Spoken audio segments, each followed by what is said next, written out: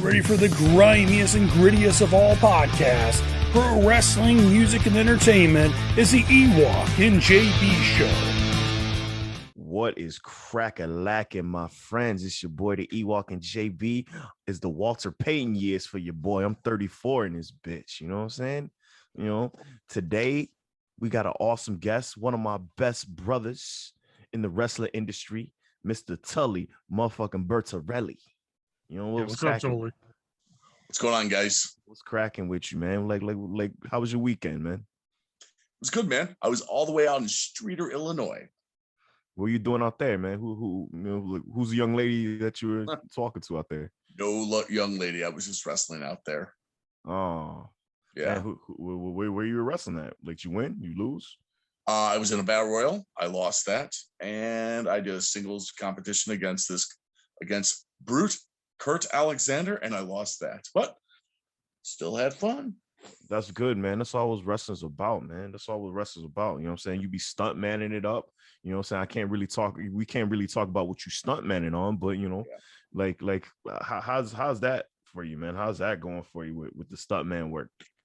The world of stunt work is fun. It comes and goes. It's not like every day I get a phone call saying, "Hey, we need you to come by and double a guy." I never doubled anybody or anything like that.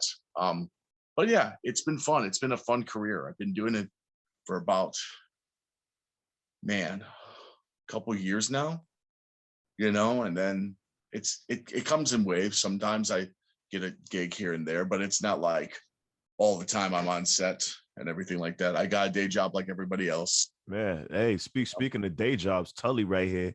He's the reason behind. He's like basically the spearhead behind all my weight loss and all my, you know, positive energy during COVID. You know what I'm saying? So like, thank you. I like real shit. Thank you, bro. Like you literally changed my life and the way I live, my dude. So like, you know, you a bad motherfucker for that, dog. I like, and I appreciate the dog shit out of you, man, for that. So. I appreciate that. You know what I'm saying? I'm going on dates now. You know what I'm saying? I ain't fat Ewokk no more.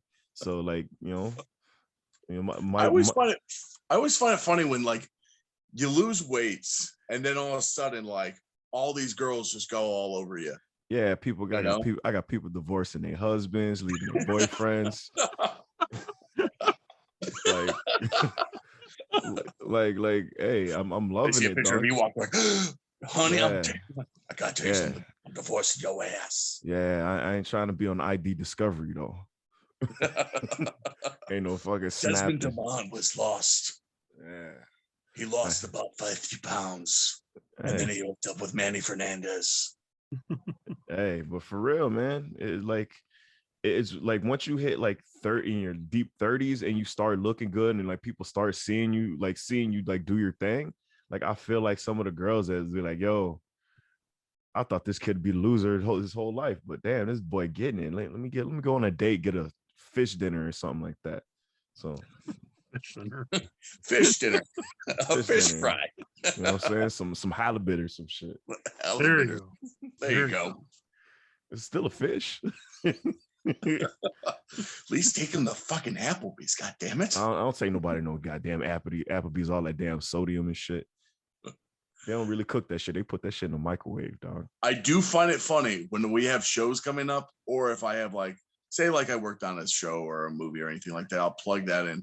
I'll get the 5 minutes of fame when I'll have people private message me. Oh my God, I can't believe you're doing it. How do you do it? And I tell them my secret is I didn't get married at 23. I didn't get married at 25. I didn't get married at 27. I didn't get married at 31. And I'm 33 now, not married yet. Yeah, so yeah, like I don't know, the last couple big weddings I went to, like I ain't even gonna say no names, it's no name podcast, but like motherfuckers got divorced. It's like the marriages are over and they spent a lot of money on them goddamn weddings. I had fun though, free Hennessy. So open bar, dog. Only like I'm a black guy at a white wedding, as Billy Idol would say. No, you stay for a white wedding. Yeah. Black guy at a white wedding. You're the only black guy there. Hey, that's how I like it, man. That's how I want like not another teen movie when you see another black guy be like, hold up a minute. I'm the only token Hold on a one. minute. There's only supposed to be one black guy at this wedding. How the fuck do you know Tom and Tina? Shit. Tony and Tina, man. I've been to Tony and Tina's wedding a couple times, man. Hey, man. So, like, when it comes to your training, I train with you, man. Like, how do you feel after, like, how many months you've been training with us? Like 3-4 months, right? When did I start, man? I don't know. You start I want to say around the 3 or 4 month mark, like probably 3 or 4 months. But how do you feel though? How like from where you were before you started practicing with us? How do you feel like once you have like a couple weeks of practice under your belt, a couple months of practice under your belt? I feel confident again, man. Good. I can't lie. Like I'm not afraid of taking moves. I feel confident. It's a good atmosphere. I like the work. I like the warm up actually in the beginning. You know, that definitely those 6 inches. Shout out to Chris. You know, but those 6 inches kill you, man. But that's like really important. And like as he says in practice, like there's a madness to all this, and it's so true. Yeah. You know, you have to have a stronger core. You have to work out. You have to not just only practice, you know, and everything like that. You gotta hit that gym, man. There's a lot of people like, all right, cool. I can understand like some people don't show up to practice because they wrestle like twice a week. Okay. Yeah. But like there's people that just don't hit the gym at all and they just look like fucking gabagool, man. Hey, some people guys, look like I feel like there's some guys they want to play wrestler, but not many guys want to put in the work to be a wrestler. Yeah, like Money Mike said, it was like you got a bunch of dudes that want to play Halloween on the weekends, you know? Yeah, ain't that the fucking truth, you know? Well, I mean, the thing is, this is a lot of people want to be bigger than life, and we're all talking to the guy today who is Mr. Larger than life, you know, big personality and everything like that. But people want to live. When you take wrestling away from people, they don't got that. You know, they're just average Joe. And when they have that one weekend where they get to wrestle that show, you know, they get to play, you know, that character. True. You know, and I always tell people all the time, find something else besides wrestling. You know, I always, you know, when I talk to John, I hear him playing the banjo, and I'm talking to you, Ewokk. You're telling me that you're working on your music. You know, work on art. Yeah. Do something else with your brain, you know? Shit. Is like, I don't know, man. It's just like sometimes like I see people, I was like, yo, sometimes just quit, dog. Like, well, no, and that's I was gonna come to that too. And I'm like, listen, if you're not improving at all, or you're not even trying, you know, just dude, get out. You don't need to like, but honestly, like some people don't need to be a wrestler. You could be a referee. Yeah. Be a commentator. And you be a manager, you be a bodyguard. Yeah. The thing is, though, some of the guys who may not be the world's greatest wrestlers do make pretty good referees. Shit. You know what I'm saying? And then again, I've seen some guys where hellacious wrestlers made hellacious referees too. Yeah. There's a couple people that I actually know that are signed to NXT. I don't know for how long, but you know, but they're referees, so they might have a job in, you know, in their future. But it's just like they went to the tryouts as referees, even though they're wrestlers, and they made it. Yeah. You know what I'm saying? They want to be part of the show. Shit. It's that old thing we said before. Bob Evans was on here with me and Ewokk, talked about this, and a couple other guys too. Do whatever it fucking takes to get your foot in that door. If you have to be the referee, be the referee. If you have to be the guy who works backstage as a backstage crew member, you're the best backstage crew member you can be. Whatever it takes to get your foot in that door is what is the goal line to run across as a professional. And I feel like so many people forget, oh no, I just want to be a wrestler. Okay. If you're going to a company that has over 35 guys already on the roster, but you know that's going to be stagnated. Would you rather be someone who actually stands out as a referee or a producer or some other form where you're not overshadowed by the 34 or 35 other guys? You know, like you just, to me, always be the most well-rounded person you can be in wrestling. You know, don't be afraid to try something different too. oh no, I never refereed before. Okay, they're not saying if you never refereed before. They're asking, are you willing to learn to become a referee? Yeah, that makes me have a job here with your company. Absolutely. Yeah, and that shit happened like my first year of Russell League. Nick told some kid who was like, "Hey, I don't think you're gonna work out as a wrestler." Like all of my new students have surpassed you, and you've been here for 2 years, so like we might need you to start training as a referee. And I ain't never seen that kid ever again. You know what I'm because saying? I mean, the thing is, this man is when you tell someone that, hey man, listen, I don't think this is for you in wrestling, and they get heartbroken. Shit, some people post statuses like, "Oh, they abused me. They called me a Yeah, pussy." no, and all and this that's the shit. thing. It's like post away and everything like that, and they'll, a lot of people will just want to just basically like want to just, they get heartbroken. Like, I mean, like, dude, when I broke in, bro, within the first weeks of wrestling, I remember I took a freaking arm drag and got a concussion. How? Don't know. You know? But the thing was, my mom and dad told me no more wrestling. How do you think I felt when I was 19 years old, trying to break into that business? 19 or 20, I forgot how old I was. I tried to do the best thing. And then, you know what? My trainer was like, wait a second, you study acting, right? Hey, we can make you a manager. Still have to train the same way, of course. And then they knew I knew how to talk. So I became a ring interviewer, became a ring announcer. I was a referee for a while, even though like in some ages, they're like, why is there a 6'2" referee? Hey, it's a job, The thing is, though, I've always thought the referee being a big guy was a great thing because the referee is supposed to be your judge, jury, executioner. They're the final judge on who gets disqualified, who doesn't, like an enforcer. Big John McCarthy for prime example. Dude's a hoss, and yet was the best referee of UFC for all those early street fights. Herb Dean is another. Herb Dean is another one. Yeah, to me, like it's believable when a big guy walks up to you and go, "Yo, break it up after the 4. If I count to 5, you ain't breaking it. I'll break it." That's a believable fucking referee. That's a believable force coming at you. Like, bro, I am the judge of this. You're not going to push me around.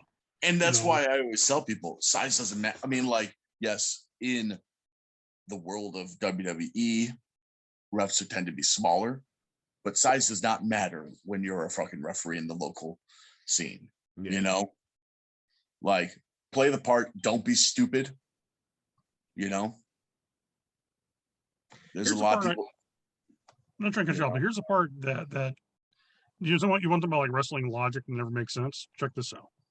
So people want to say a big guy like you shouldn't be a referee, right? But yet some of the most popular matches of all time had the special guest enforcer. It was always what? A pretty good sized dude being a special guest referee. Fucking Mike Tyson and shit. So like that's why that logic never makes sense to me when I hear someone say that. Oh, a big guy can't be a referee. Mike Tyson will be now the referee for Shawn Michaels and and Steve Austin at WrestleMania. I'm like, okay, so if that makes sense, why can't someone be like a Herb Dean or be like Big John McCarthy? Yeah, shit. Yeah. That shit always go like when I talked to you yesterday. Talk about like how I need things for me to be more sports presentation based off of actual sports. Like when it comes to everything, is like that logic of hey, the Ewokks wrestling Tully. Tully has at least how much do you weigh, Tully? 288. 288. So you almost have 100 pounds on me, right? Right.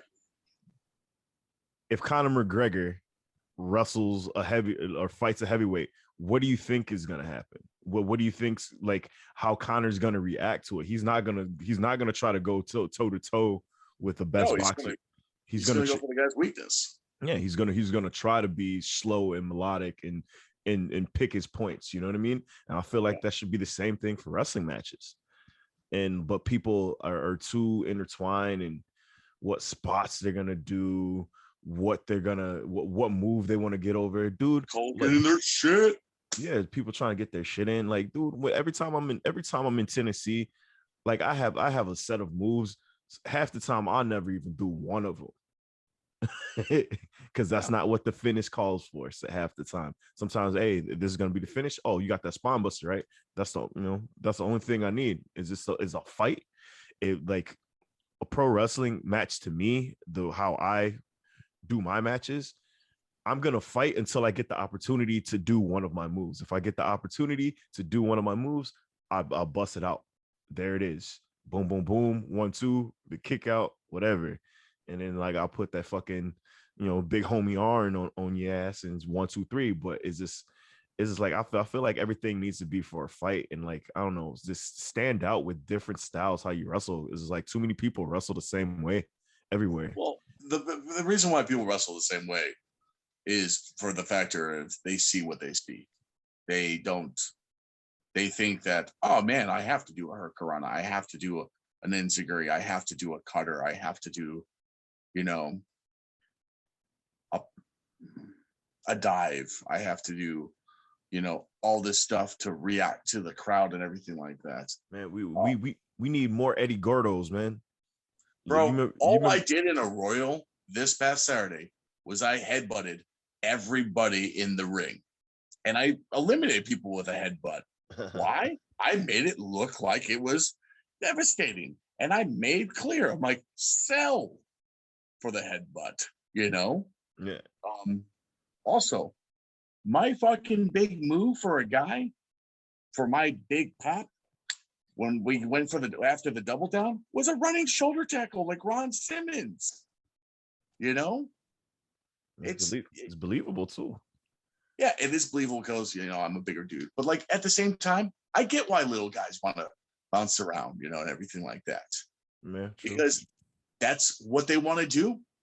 Make them do it, man. I always tell people, and this is the knowledge I've been passed down from my wrestling, uncles and grandfathers and whatever, brothers and sisters.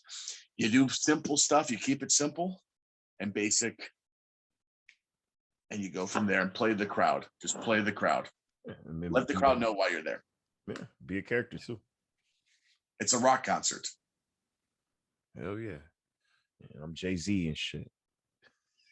And I'm Vanilla fucking Ice. Damn. But what version? No, I'm more of a probably Big Ross. I'm just kidding. He's like a blues traveler and shit. Oh my god, he's gonna play his harmonica and masturbate 25 times a day. Anyway. We're known facts that no one didn't want to know about the blues traveler lead singer. It's just like too much information, bro. Big shout to my buddy Ross Childs. My buddy looks like him, so every time he does like a video, people are like, oh my god, it's a guy. He's on TikTok. I don't do TikTok. I know that's like the new thing these kids are doing, but he's on TikTok, and so many people come, oh my god, it's the dude from Blues Travelers. And finally he's just like, I am not, and he puts on like the hat, puts on like sunglasses, and then he busts out the harmonica, the dude from Blues Travelers, and plays like the harmonica. That's great. Puts that shit around his neck and shit. Don't even know how to play a harmonica and shit. He just started blowing into everything the wrong way, And everybody's like, damn, he's so good. He's so good. He hates that guy. From what I gathered, I watched the fucking VH1 thing back in the day. He absolutely hates playing that song live. Yeah, like it was the only song. It's like the only song people know. It was like the hottest song in '93 from the 3 album. I know my music, dog. Come on, dog. Come on, G. What was the hottest song in '95? I don't fucking know.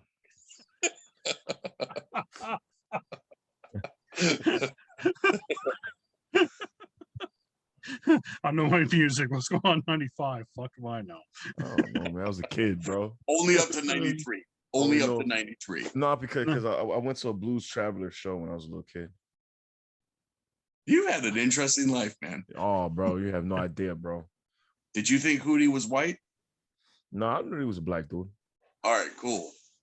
It's funny how many people actually will tell Darius Rucker when they see him, like, "Oh my God, it's Hootie," and he's like, "The name's Darius." He's like, that's like his biggest pet peeve. He's like, "Bro, the band's called Hootie and the Blowfish. I am not Hootie." It's a name. Speaking of which, just recently, we celebrated the anniversary of the 17th anniversary for Dave Matthews for dumping fucking shit on the Chicago River. Oh man, all those people just got doused with like 900 pounds of the fecal matter. Like, holy shit.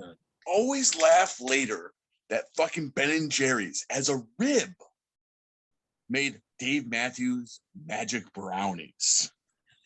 I don't know if it was like weeks later, months later, but I just thought it was hilarious because I remember I was like at 7-Eleven during like open mic days. Walk and John. Oh my God. Hey, fucking open mic, fucking Old Town, eh? And I remember seeing a fucking like carton of fucking Ben and Jerry's magic brownies. Dave Matthews. I'm like, this is just a coincidence that, you know, he dumped shit on the Chicago River. Just think about like being a kid in Chicago, seeing that on the news. It's like Dave Matthews coming to town. You're instantly like laughing, afraid as hell, like, oh shit's coming. I was like, nah, for real. Like, I hate Dave Matthews Band, dog. I was like the fiddle player. I was like, ain't no black dude playing no fucking fiddle. You know what's funny? That's his band. Oh shit. But there's a little music trivia for you. Dave Matthews was a singer-songwriter, like just doing coffee shops and everything like that. And they found him. What? Yeah. Damn. They found him, and thus became the Dave Matthews Band. They were like, we need a magical white guy singing at a coffee shop. Yeah, that guy will do. A couple years later, hey, who wants to dump 900 pounds of shit on top of like all these poor like Chicago poor guys? I just think of like, imagine being the like that fucking boat ride. Boat ride from hell. It's like the fucking architectural boat tour, probably. And they're just like, and like, we're coming across the Chicago River right now. We're gonna go across this bridge real quick. Oh, what's that? It's like double dare. It's like double dare and shit. That's not gas. Arcade double dare. I'll tell you one thing, man. Throwing back to like 90s nostalgic. Dude, 90s game shows on Nickelodeon were the best. Nick Arcade, fucking Double Dare, Figure It Out. Guts. Dude, I had a crush on that fucking ref. Oh, Mo. Yeah. Give it up for Bring Mo. it to the rules, Mo. Go to aggro crowd. I always wanted to be on Guts. I wanted to be on Guts too, but I was too young. Oh, fucking, what is it? Legends of the Hidden Temple. Yeah, it's coming back, but like, it's not gonna be the same, dude. I know it ain't gonna be the same. That's why I ain't gonna do it. You know, they made a fucking they made a TV movie about that. Really? Yeah, Nickelodeon decided that Nickelodeon's making movies now, which is pretty shocking. But but they made a Legends of the Hidden Temple like TV movie. How'd that work?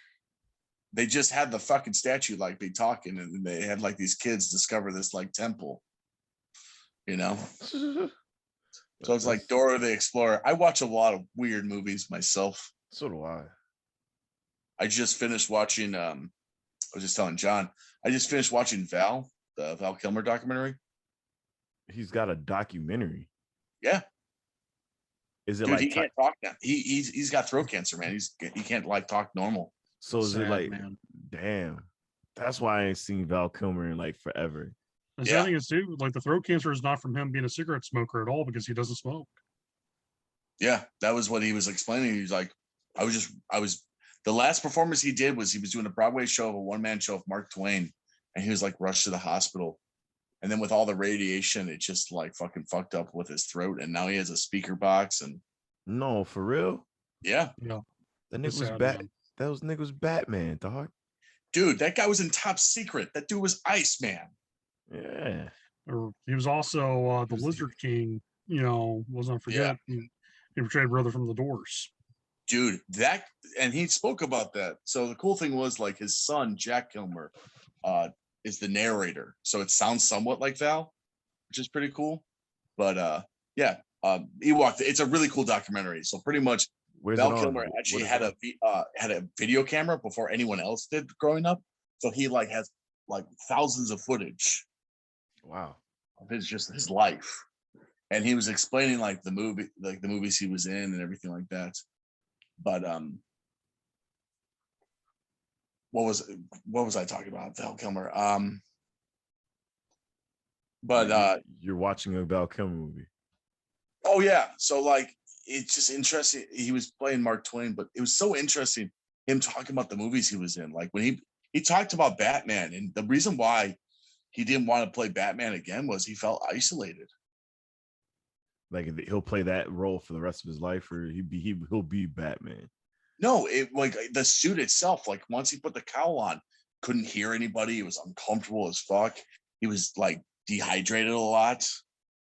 Yeah, so that's the 90s, bro. Fucking think about the Ninja Turtles, the little Asian dudes in the Ninja Turtles. Yeah, they had a hard time in those suits. Oh, fuck. And then they gave one of them a fucking role on the sequel. Yeah. Well, that was a good ass movie, man. I wish they bring practical, like good practical effects back in movies, man. That's what I love about movies is the effects artists. You know, like Tom Savini's and shit. Give me those people back. I actually have two of Tom Savini's books. Oh shit. About prop making. Yeah. Such fascinating reads, man. Because like he used like Tom Savini didn't have like at the time of those movies like millions of dollar budget to go make fancy shit. He used like regular house products and like things you just find in stores and stuff, and it kind of made his own props and the makeshift blood capsules and different cool effects. And it's like when you read it, like, okay, yeah, this is what we use for Friday the 13th, and it's like that's mind blowing. Like how he did it, and really the budget could be like for $300 we can make you like all these cool products that you could use in your movie. It's simple. Bring me back Gremlins. Yeah. It's supposed to be coming back. Yeah. I ain't even trying to see it though. I don't even want to see it because it's gonna be CGI, bro. Yeah, it's going to nothing with puppeteering. So you really bothers me about Hollywood is they take nostalgia and they stamp the word new to it. Yeah. And that's the thing that bothers me.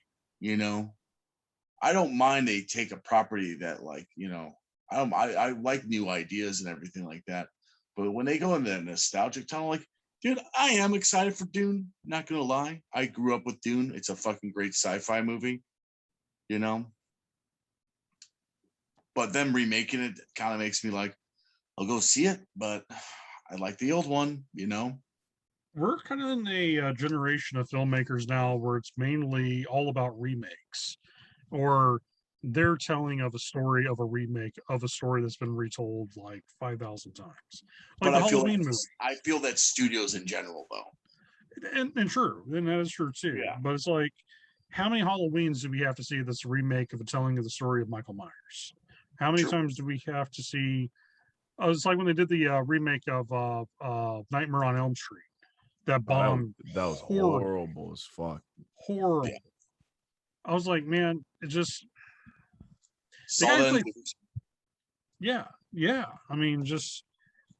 I'm with you on that, man. Like when I find a film that's like, hey, this is an original idea, I'm excited. Like, okay, let's give it a try, because I'm just not into those remakes. It's just like, to me, like I'm an 80s kid, so like to me, like 80s and early 90s were like my childhood for movies. Like I was spoiled as shit, man, when it comes to like Spielberg. Oh, you had fucking Little Explorers, motherfucker.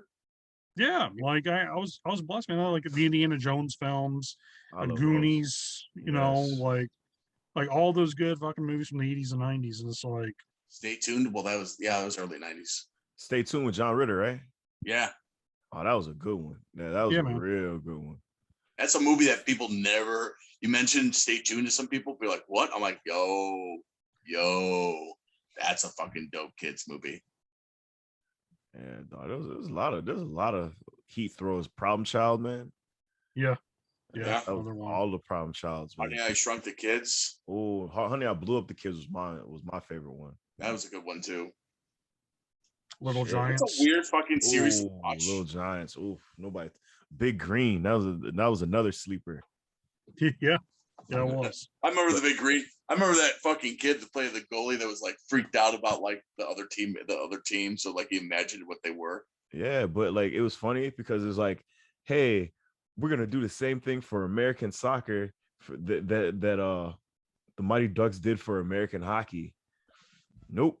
like no, because not too many people saw Big Green. I saw Big Green because like I live on the north side of Chicago and like everybody's diverse. So like the summer camp, we went to go see that shit. And all the Latino kids were jumping up and down and what shit. Summer camp you go to? I went to Greenbrier and then I also went to High Ridge YMCA. Okay. I went to Fred's camp. I don't know who the fuck Fred is. Fred was at like this camp at like DePaul University. So we saw movies all the time. What was it? The red shirt with some random dude's face on it? No. I don't know whose camp that was. The lettering was basically it had like stick figures like jumping up and down. It said Fred's camp on it. Jumping up and down.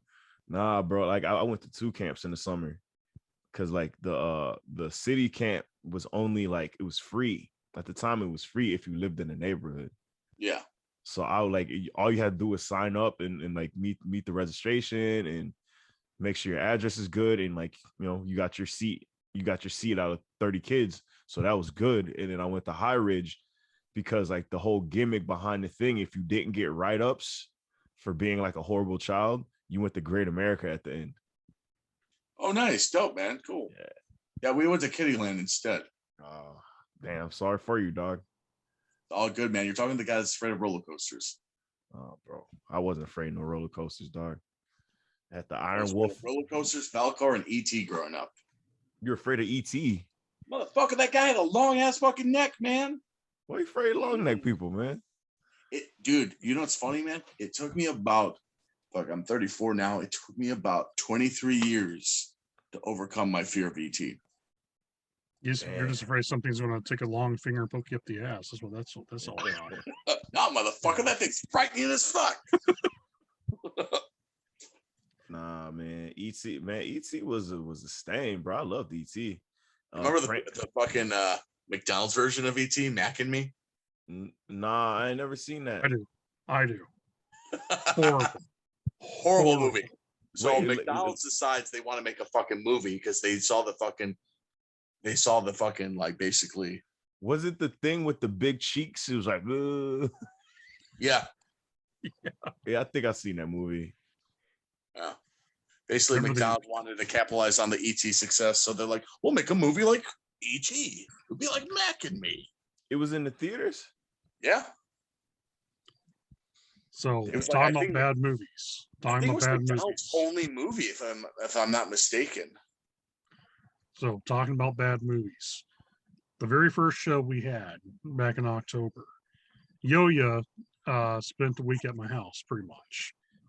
And so Yo-Yo is a young kid, so he's hasn't watched all the movies from the 80s and 90s. So Tully, oh, hey kid, I'll give you a great movie. You need to watch the Super Mario Brothers film. Oh no! See, that's why I said too. I'm like, no, but no, like me, I love that movie. That movie. Thank you. Because it reminded me, like when I was a little kid, it reminded me of New York City. Yeah, because it was basically like New York City. It was basically the Bronx. But the movie is hot garbage, though. Let's be honest. When I grew up, the movie was shit. Like when I was a little kid, I loved that shit. But when I grew up, I was like, yo, what is this? Totally never grew up. Totally still loves it. I never grew up. I still fucking love that movie, and I will still back up and say that's one of my favorite fucking movies. Why? Because it reminds me of Blade Runner. Okay, so anywho, think about it. The scene sets up. All right, go into your story. No, you go ahead into your why this movie is the greatest film on earth. Cooper World is pretty much like fucking Blade Runner. It's like the background of Blade Runner, like the architectural background. It's very much like a steampunk kids movie. And that's where that two films come to an end. Yeah. Also, Bob Hoskins is amazing. Fucking, it's got a great cast. Yeah, but that movie made Bob Hoskins into an alcoholic. You know that, right? That film drove him. Oh, I know that. I know they were drinking in set. I know the whole. trust me, I've watched this movie enough. I've watched behind the scenes of this movie. Like, you play out the director's cut. You play out the director's cut. It's like, we're gonna go over like trivia for this film. You're like writing this shit down. Oh my god, I didn't know Mario wore underwear, but anyway, freaking me and yeah, pretty much. So me and Yo-Yo's watching this, and like 10 minutes in, Yo-Yo's tapping out. He's like, bro, this film is horrible. And so I recorded them. I'm like, go ahead, give me your movie review so far. And Yo-Yo's going into this rant. And he's like, Tully, this film makes no sense. There's no Princess Peach. Who the fuck's Daisy? And then he looks over and he's like, and Mario, he looks like a Mexican. He doesn't look Italian. And I just started losing it because I'm like, and this is I was like, Mario's played by a British guy. Yeah, and it's John Leguizamo. It's John Leguizamo, whatever his name. Leguizamo. Yeah, who's Colombian, So I'm like, he's the pest. The best part of that movie is when they ask their names. It's like who went on first. No, the pest. We can't down the pest. It was a bad movie, but it was hilarious. It was still it's if you watch it when you're like drunk or you're under the influence of some marijuana, like the pest is hilarious. Yeah, just like what's that movie with Carrot Top? Board of Directors. Yeah, Board of Directors. That was funny as hell. Yeah, the 90s had like the weirdest time for fucking movies. Biodome. 80s had like the classics and everything like that. 90s, Fred. Ooh. Yep. I called people I used to call my teacher the mega bitch. I used to like I call people mega bitches to their face, like my mom's friends, bro. Like, man, Drop Dead Fred was that. You ever seen Wrong Turn? I've seen U-Turn with J-Lo. What's the one with Dan Aykroyd? John, is it called Wrong Turn, John? Wrong Turn's about a bunch of West Virginia hillbillies being cannibals. Was Dan Aykroyd? You want to watch a creepy movie, Ewokk? Watch Wrong Turn. Dan Aykroyd plays like 5 different people in this movie. Really? Oh, with Chubby Chase? With Chubby Chase? Yeah. No, dude, that's not called Wrong Turn. No, Wrong Turn's about a group of West Virginia cannibals. For Appalachian folks, we're like, come on, man, we're not into this shit. And everybody else like, hey, you are. I'm going online to find this out right now. Watch the movie be like totally opposite of what you're. Actually, you know that horror film, Plane, Trains, and Automobiles? I'm like, totally, that's not a horror film. Show is, bro. Christmas, all the National Lampoon vacation movies. Love them. The movie's called Nothing But Trouble, dog. It's not a Wrong Turn. Shut up, man. Like Dan Aykroyd basically played everybody. He played like the grandmother. Like that movie threw heat too. Yeah, it's you ever seen Freaked? Nah, I ain't never seen Freaked. Do you know about that one? Nah, I don't know shit about that. I don't know about Freaked. So Freaked was one of the first MTV movies before Joe's Apartment. Oh. It stars Alec, the guy from Bill and Ted. It has the guy who plays Bill. Okay. Also has Keanu Reeves. Yeah, that person. And Mr. T. Okay. What? Yeah, Mr. T plays the bearded lady. I'm already out of it, man. Oh, you just gotta get stoned and watch it, man. It's great. I'm not even stoned. It's a great movie. It's a cult following now, but it has the same people that made the practical effects of Gremlins. So. Oh, okay. Joe's Apartment was a good movie. I enjoyed that movie. About roaches dancing in the kitchen and shit. That movie's disgusting, but it was amazing. You remember Tomcats? Oh, Tomcats is another good one. With was it Gary Busey's son? Yeah, Jake. Yeah. He looked just like Gary Busey. Yeah, giant horse teeth and all. Like talking fucking urinals. Yeah. I've watched Under Siege at least like a good 5 times this month. I'm trying to find the other one with the train. Under Siege one where Steven Seagal dies underneath the train tracks. He dies in Under Siege too. Second one. You just gave away the ending. I don't think he died at the end of Under Siege. Really? Mm-hmm. And Under Siege 2. I remember being a kid watching both Under Siege's movies. Damn, bro. I know it's on HBO Max now. What I want to see again that should pop on the streaming services is Drop Zone with Wesley Snipes. Money Train's on the streaming service with Woody Harrelson and Wesley Snipes and J-Lo on there too. Wesley Snipes don't get enough credit for how much those Blade movies did for Marvel. Oh, they created Marvel, dog. That's what I'm saying, man. Like, dude, he deserves more praise for what he did, because at that time, no one didn't care about Marvel films or anything with Marvel getting produced. So those Blade films came out. Like, actually, Blade spearheaded it. I feel like the Spider-Man movies, except for 3, kind of just like elevated it a little bit more. Because Spider-Man 1 or 2 are classics. The third one, the 3, everybody was like, "Yo, we want to see Venom," and then like, damn, we saw Venom was in the movie for 10 minutes.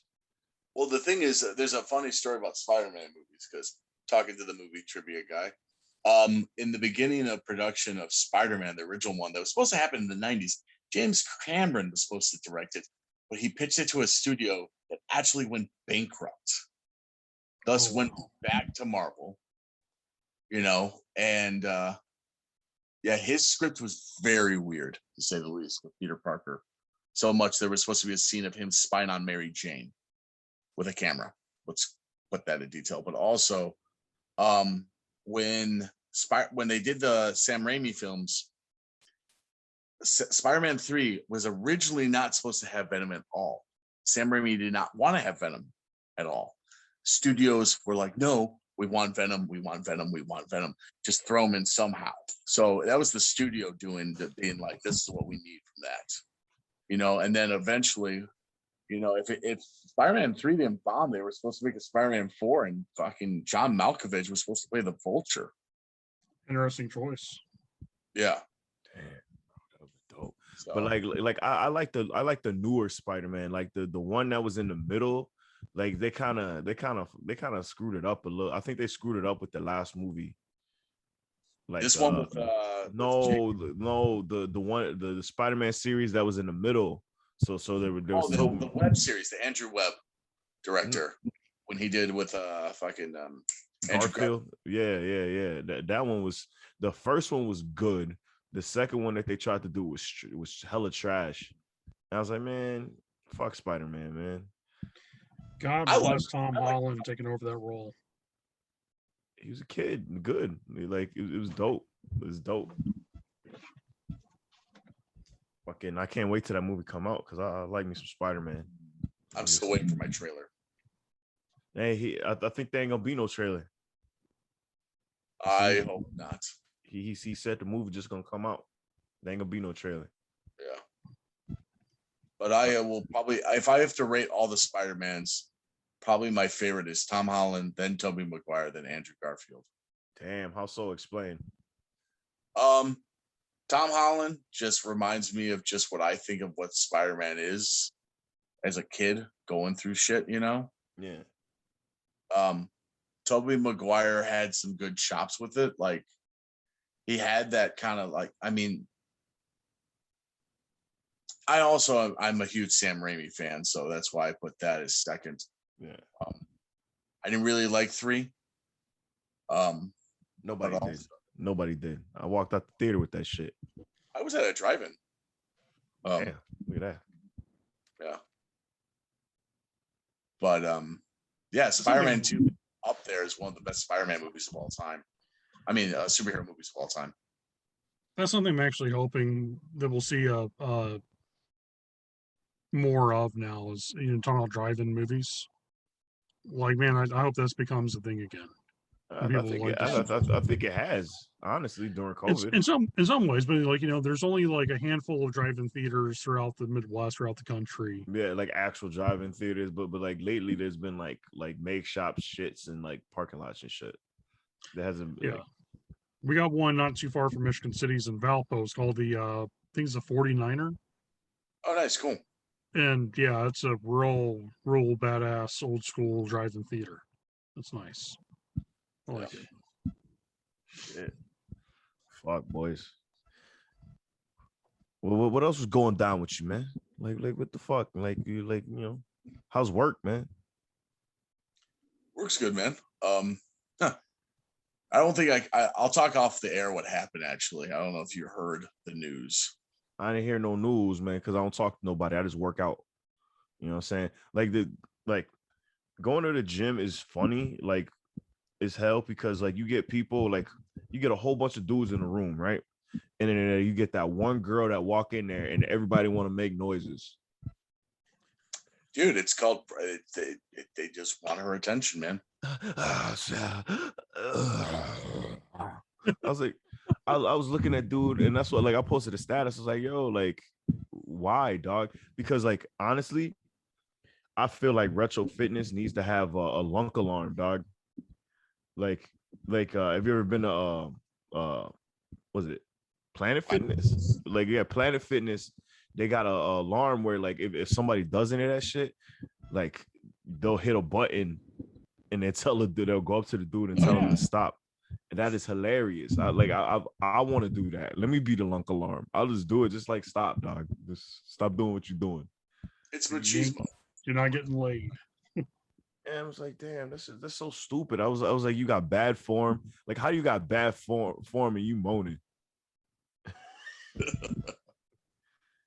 man, yeah, dog. Like it is what it is, but I don't know, man. It makes me laugh when I see that, dude. When you work at a gym, man, you see the weirdest stuff. What is the weirdest thing you've seen so far? You don't gotta say no names. Let me think. So there's this one guy I trained once. He was working out by himself. Okay. And he was crazy dude. Oh, is it the dude that sleeps in the in that room? No, not him. Not him. Not him. This guy goes up to this fucking girl while my other boy's training him. He's training her. He goes up to her and says, he's doing a really good job. I can obviously tell, like I can tell with your everything's just like looking really good. Keep up the good work, man. And it was like talking about the girl's ass and everything like that. And I'm just like, that's probably the craziest thing I've ever seen happen at the gym. There was one time where I don't know. So cops are in there. You wasn't there, but Oh, you talking about the fight? It was I don't know about a fight, but there was a young lady that used to work there, and they had to escort her out. Oh yeah, I was working that day. Oh, that was hilarious. I had a big crush on her, but she like crazy. Yeah, but it's all good. Well, what happened with the fight? Who was fighting? Basically, guy was taking over 3 workout stations. Oh, see, guy moved the plates. All of a sudden, the guy was yelling. Then it turned into a scuffle. Guy got busted open. See, like that's some shit that I would fight somebody for, because you got way too many people that, especially in a busy gym, sometimes it's like you got dudes just trying to take 3 machines and like just trying to hog shit. You don't do that, man. Just be generous. Yeah. And my new thing now, like when I do get into it with people at the gym, it's every once in a while, but I call them Tarzan.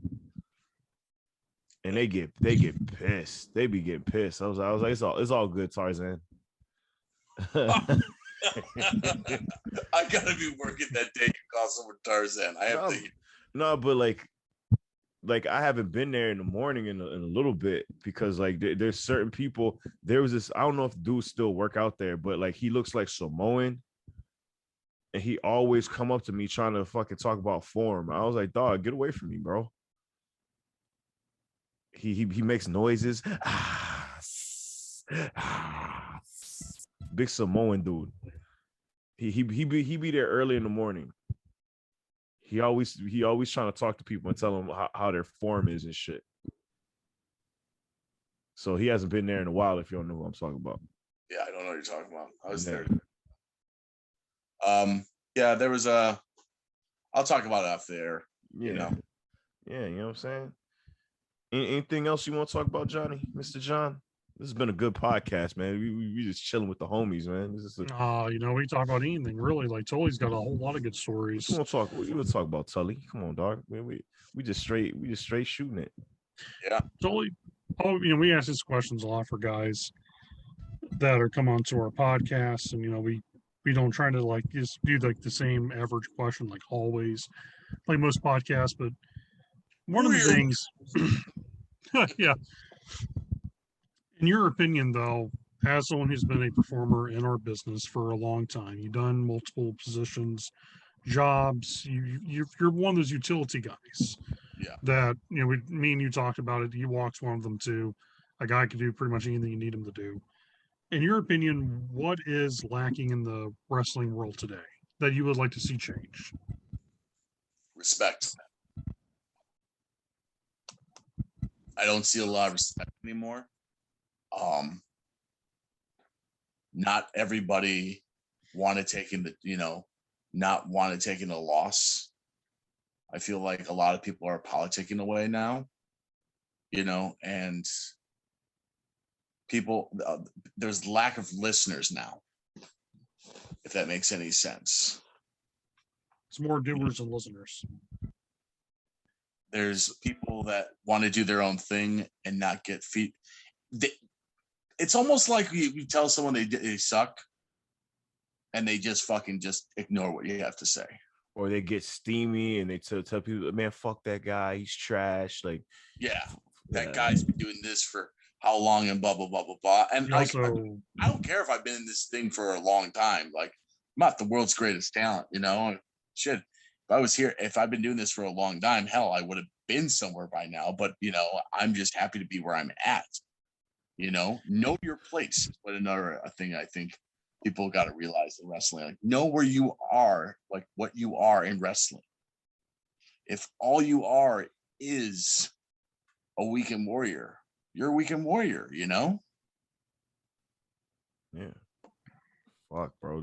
That respect shit is just like I don't know, man. Like people, I feel like a lot of people don't like taking criticisms, like real shit. Like it is like positive critiques too. Yeah. It's just like, hey, like maybe you need to work on like maybe you need to come to the gym and work on your clotheslines or whatever. I think my clotheslines are fine. I actually heard somebody say that shit. Like when I was in Wisconsin, somebody said, "Oh, I think my clotheslines are fine." Damn, dog. Like, and you telling like an old veteran that shit. Like, you know what I'm saying? Some motherfuckers just should just shut up and take everything with a grain of salt. And it's like that one kid, I ain't never seen him since. I ain't see him nowhere. Another thing I always say too is, hey man, can you watch my match for me and critique it? Then when you give them a critique, you always hear, yeah, but, and they go into the defense on what you're critiquing. And it's like, hey, you wanted critiqued, there's the critique. You know, if this needs to be worked on, you just needs to look a little bit more stiff. This needs to look a little bit more loose. You know, you need to make sure, you know, you got your mechanics down pat, you know what you're doing.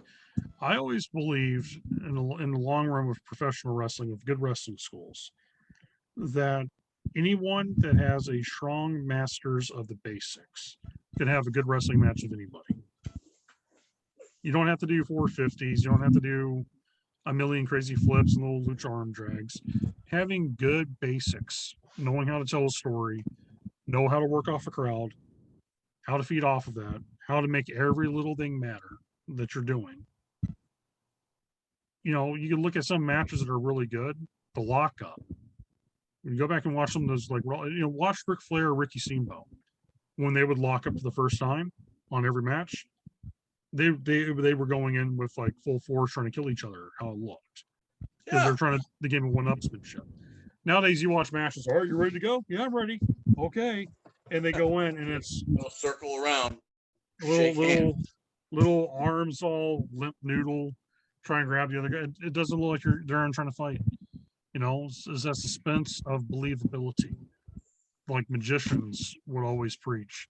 Yeah. You know, it's not really about the trick. It's about all the stuff you're doing that makes the little trick pops. Yeah. You know, Yeah, and wrestling same way. There's not a lot of respect anymore in wrestling that I see. You know, guys want to do like I praise on practice. You know, go to practice. Why? You'll get better. You know, and there's some guys, you know, that I practice with that I want to just legit have a heart to heart with them. But I feel like if I have a heart to heart with them, they're gonna look at me and be like, "Who the fuck are you?" Shit. And then that's when you tap me on the shoulder. I have a heart to heart with them. Yeah, because I want all those guys in practice to get better. I want all those guys to actually get bookings and stuff like that. Because when the Wrestle League shows come like a lot of motherfuckers gonna be upset because like we had a full ass roster before COVID, and like I'll be goddamn if like a show's announced and you see all these new ass people trying to get bookings. Like practice ain't the same no more. Practice ain't what it was before COVID. You know what I'm saying? Because we like, you know, before Shogun came in, it was like we pretty much just wrestled and trained with each other, and we just kind of trained ourselves. You know what I'm saying? But like now it's a different thing. Is if motherfuckers are listening to this that are in Wrestle League or was in Wrestle League, you come back, man. You gotta put that grind in. You gotta have to put that work in. Cause like ain't no more coming to practice and sitting down and talking and then working on an arm drag or working on dumb shit that you want to work on. We doing what Shogun want to work on. Well, what we Shane, work on and like, by the way, Shane Foster, by the way, today. Yeah. You know, like I put it this way, those two guys, like, I mean, they're just great teachers and they're just helping these guys get better and everything like that. And like my match last weekend, I didn't feel frightened to fucking lock up with the guy. I want to know the guy's background, you know, and what he can do and what not do. And thank God he's not the stereotypical like wrestler nowadays that wants to do 50 million moves and everything like that. But yeah, man, the respect factor is just not there anymore. And guys got to realize that, like, well, you know, John knows this. And I think I've done this question with you before, Ewokk. Why do we shake hands? Some people say respect. It was like there's different reasons, bro. Like there's a lot of people that say we're business. Yeah, we're here to make money. It was between businessmen. It's no respect. There's guys out there I do not want to shake hands with. You know? Definitely all this Delta shit going on now. Fuck shaking hands with anybody. You know? Yeah, we got to shake hands like fucking in Demolition Man. Oh, that was a good ass movie too. The reason why we shake hands is we're here to make business. It's a business deal. Aspect. It's all business. You know? Yeah. But my thing is this, like, come to practice, get better. You know, respect the people before you, because the thing is this, you're going to wake up and you're going to be able to realize, oh man, I'm in their shoes. You know, I've got to pass down the knowledge that I learned. What did I learn? Oh, I didn't learn anything from the older guy. You know? And that's what's really scary about the bit, what wrestling's becoming, you know? Yeah, so sometimes, hey, I'm gonna say this shit now. There's like some people that shouldn't be training motherfuckers, training people, and then now you just made a more offspring of wrestlers that don't know how to wrestle, ain't even, you know, just hurt motherfuckers, man, or just making everything look stupid and silly. Yeah, but we need better trainers too, like not just going to better schools. We need better trainings, like actually people that have been legends somewhere in their local scene, or they've been places, you know what I mean? It's like I feel like Chicago like is missing a mentor, like a mentor that goes to every school, like somebody that's been in, just say like a CM Punk or somebody like that. It's like, hey, let me go to every school and like once a week a different school a week, and just let me see the students, let me talk to the students, let me wrestle around with the students. If we had that here, I know Florida got that. I know Florida got some pros that like each pro, each kid at NXT or something, like they got a school that they go to or where they train at besides the PC. But Chicago is kind of not like that. Everything seems kind of separated when it comes to Chicago. Because it's all like, people, there's heat between everybody, some people like this person, some people like that person. But that's all bullshit, because the funny part about it, all their students love each other. Yeah. Like even though there might be beef between people, like everybody's students are homies. Yeah. Like if you can't do it for your brand, you're already doing it. Like if you squash your beef, you're squashing it for Chicago wrestling. You're not, like, you know what I mean? Yeah. Like if Chicago, if everything in Chicago, if everybody in Chicago actually worked together and kind of just made one big fucking connection, one big scene and shit, hey, we go bigger than big. You know what I'm saying? Like our independent scene, our independence, like if you go to a Chicago show that's WWE, ROH, or whatever, it's dope. But when you go to an independent show in Chicago, it's hit or miss. Like it's actually in the city of Chicago. Like, all right, hey, there's wrestling in Chicago, huh? All right, whatever. But Raw's in Chicago. Hey, let's go to that. Nah, man. I mean, the thing about with Chicago, we're like wrestling when people see it is very casual. Like now it's becoming a surge of just pro wrestling in general is becoming more punk rock through the years now than has ever before. It's more of an underground thing and everything like that. And I remember like back in the day when I fucking broke in, when you told people you were a wrestler, dude, when I would audition for plays in Chicago or audition for like stuff, people would laugh at me when they saw my resume say professional wrestler. Oh shit. They would ask me to put headlocks into people or full Nelsons or like do bear hugs or like do like, put them in a Death Valley driver hold and just like squat down and just squat press them. People thought it was funny. Now, when people hear I do pro wrestling, it's a respect factor because you're like, oh man, that's a beating. But it's becoming so punk rock that, man, it's like everyone's grandma's a wrestler now. Yeah. There's like, and John and I talk about this all the time. There's like 50 billion wrestlers out there. Probably 0.3% of that is probably storytellers. Yeah. Guys who actually have a gimmick that's actually not a moniker but a real gimmick. Yeah.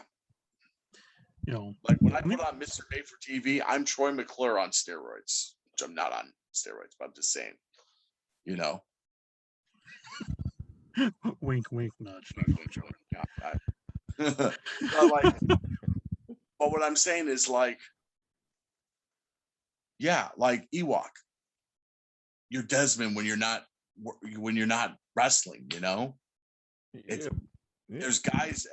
Another thing that people need to do is turn off. I don't know how to turn off, dog. That's been my biggest gripe in wrestling since 2001. There's some guys that when they're away from the ring, they are the most average, chill, laid back dudes you ever meet. Don't talk in third person, doesn't live that gimmick. But there's other guys, they don't know how to turn it off. Like they're that gimmick 24/7. And it's annoying as shit sometimes because it's like at the party Ewokk when they say they do improv and they just do stupid jokes all the time, and you're like, all right, man, you're funny the first time. Yeah. Those are those guys. Oh no, I'm just me, man. I'm just me all the way around. I don't give a fuck,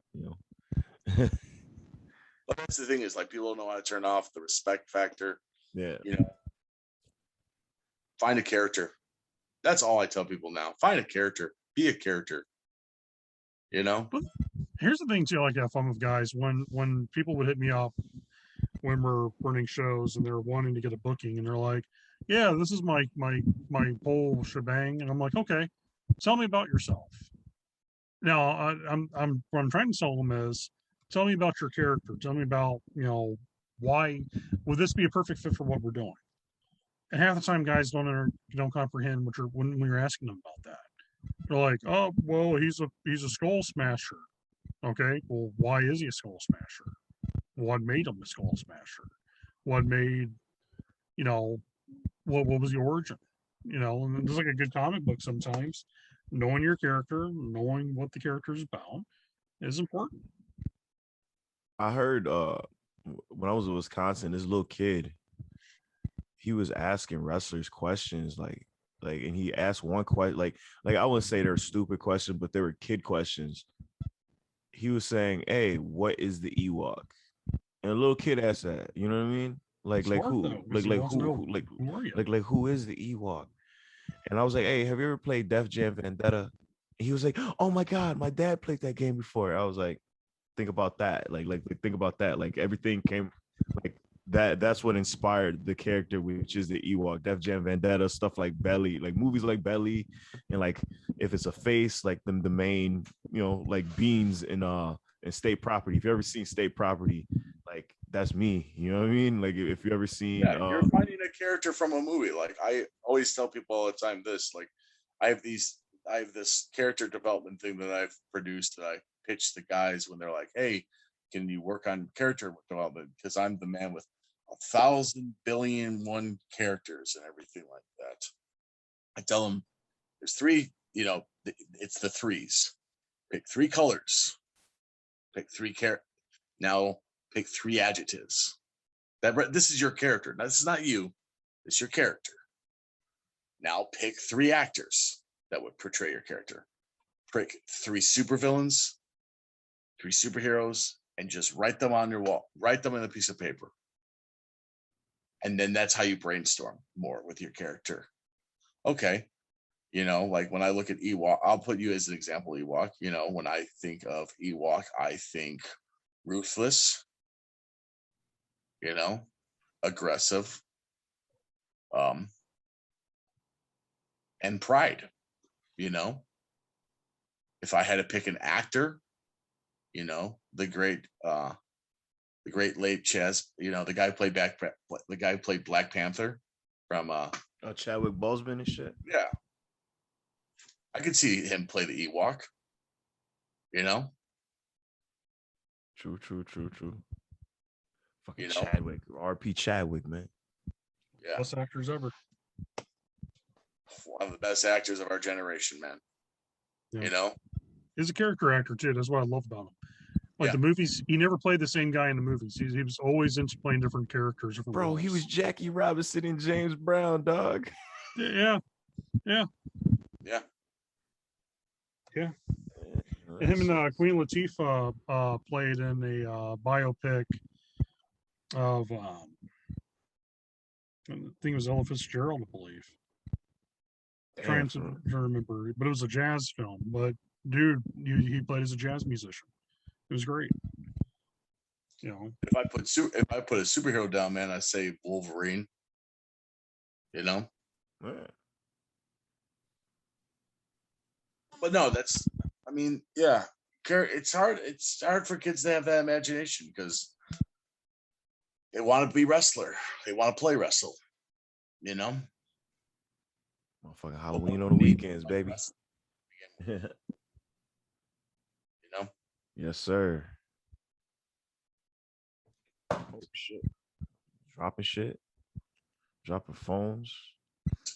Man, and club. Damn, this is a good ass episode, man. We was just chilling, man. All we needed was some Hennessy, maybe some weed or something. This has been a good kickback, man. Yeah, man. Yeah, I love shit like this. But all right, Tully. So, your favorite childhood movies growing up? Indiana Jones and the Last Crusade. Back to the Future Part 2. Okay. The Goonies. One of my favorites. Yeah. RoboCop. Oh, yes, sir. Let's see. Bill and Ted's, the Wayne's World movies. Airheads. Damn, dog. I used to quote that shit all the time. Airheads. Yeah. David Ruff or Sammy Hagar? Sammy Hagar. He's a cop. Let's see what else.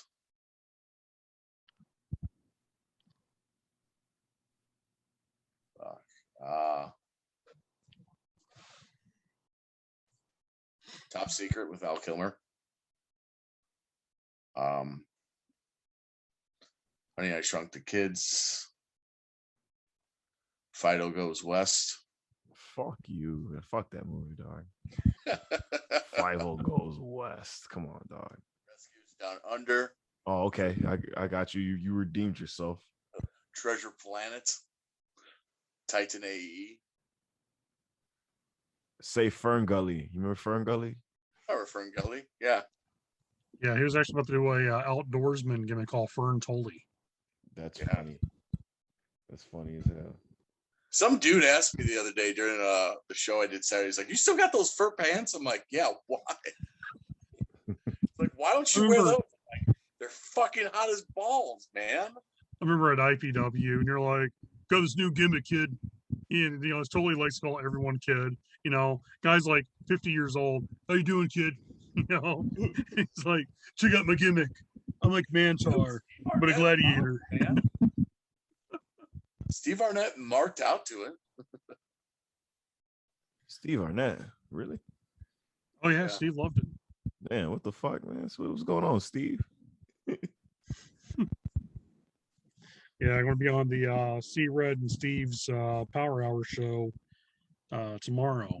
So that's going to be a good one, man.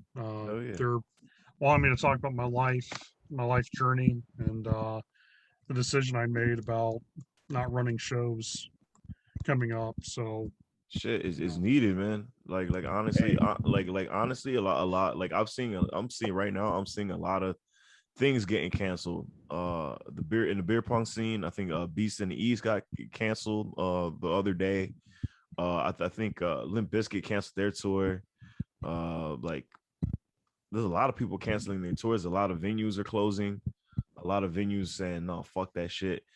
And like I feel like the next 2 weeks or the next week and a half, like once Labor Day, whatever holidays is coming up, I think they're gonna shut down. It's gonna be a light little shutdown. Yeah. So it's like just start getting prepared, man. That's all I gotta say. That's what I'm trying to warn everybody about, man. When people weren't listening to me, I was like, look, it's like, here's the reason why, we have to do what we have to do. It was like the COVID Delta strand right now, this is from University of Yale Medical, has said that the Delta strand is more contagious than the Alpha strand. Now, the Alpha strand was the first COVID strand that we dealt with. So think about how bad that was. Yeah. And this is actually supposed to be considered, because of the mutation, more contagious, like chicken pox. So what makes this even worse were children 12 and under the age of 12, who we all know kids go to wrestling shows. They always do. They can go to a show, they're unvaccinated because there's no vaccines for children. And all it takes is someone with a vaccination having asymptomatic sickness with it, carries that Delta virus with them. They sit in a crowd, and then anybody who's around that person now has a contagion around them or potentially in their system. So let's say if a child is born a preemie, there's a lot of children nowadays are born preemies with lung issues. A child having lung issues growing up, they get COVID-19. That could be in the end of that child's life if they're not careful. So I look at that first and foremost, reason why I had to do what I do. And I put the company on hiatus. Now it's not company closing, not, oh my God, we're all out of, business, furthest thing from it. But until we get this shit handled, I don't want to risk my family's life, my life, or any of the fans or even our staff and workers from putting their life on the line. You know, I know some guys will work shows, and I am not going to knock anyone for doing that. That's on them.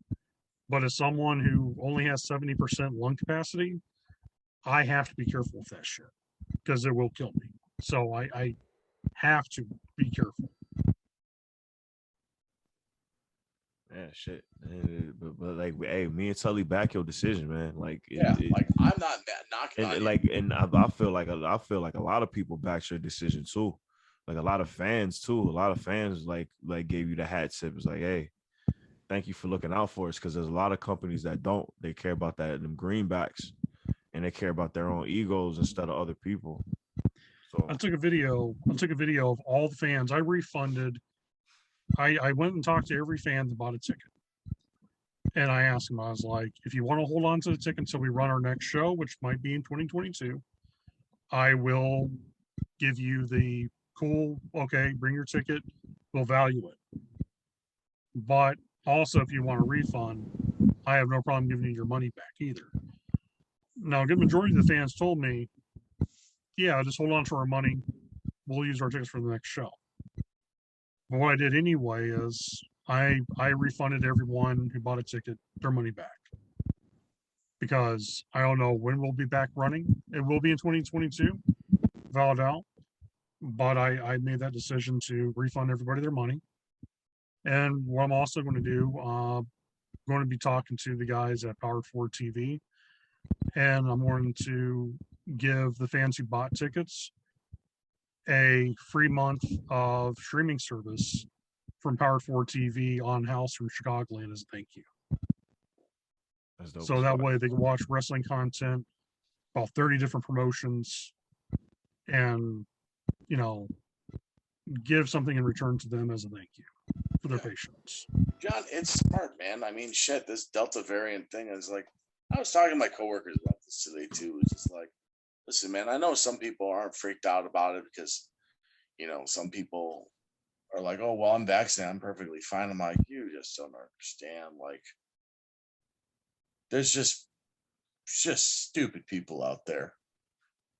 Well, you know? I think the problem is with a lot of this, not trying to get political by no means, but I feel like there's some people that think since you're vaccinated, you're bulletproof. Not understanding if a virus mutates, that mutation then has already been hit with everything that your body has been given vaccinations for. But this additional stuff that will hit your body in return when it gets a hold of you. So people have to be very cautious on this. You know, I don't want to. I'll tell people this way. Definitely when I get off of the show with Steve and Brad, and if anybody has a problem with me holding off on hiatus, so be it. I'm not going to lose sleep over someone quitting. I'm not going to lose sleep over this and that. The reason why, I would rather have someone bitch at me alive and above ground than them being silent and underground and dead from this. And that's how I feel about it. Yeah. You know, I just think this whole thing has just become a political thing. You know, this whole thing is just, and you know what, you know, I feel like a lockdown's coming. You know, we're all going to be in this together and everything like that. There'll be a part 2 of this episode, you know, part 3 probably, but yeah, well, I just, you know, and I agree with you too. I think there will be another one, because here's the reason why. When people are trying to say, even the politicians, oh yeah, there won't be another lockdown. But here's the thing. I'm already seeing mask mandates in a lot of areas. People are saying you have to wear your mask now indoors. You guys remember what happened last year before lockdowns? They also made that mandate. And the next thing we'll see is crowd capacity rules again come back into play. And then the next thing, since no one ain't going to listen, sadly, a bunch of fucking knuckleheads will cause everyone to go into a lockdown again. Yeah. It is what it is. You know, and I hate to say that we're now used to it, because as a business owner, that's the last thing we all don't want to get used to. Yeah. But for the sake of people's health, I'll take the loss. I'll take a financial loss to make sure that my crew, my staff, and the fans and people who support us and our families are safe. I will take that loss because you guys matter to me more being alive than you ever would be dead. Yeah. Hell yeah. That's how I feel about it. Shit. We're gonna close it out on that shit. That shit was deep as hell. That shit was deeper than fucking wherever Jaws hang out at. You know what I'm saying? Like this is another awesome ass kickback episode of the Ewokk and JB show. We with my dude Tully. You know what I'm saying? I'll see you tomorrow in practice, and I'll see y'all when I see y'all. You know what I'm saying? I'm everywhere. You know, so you know how I do it. Peace.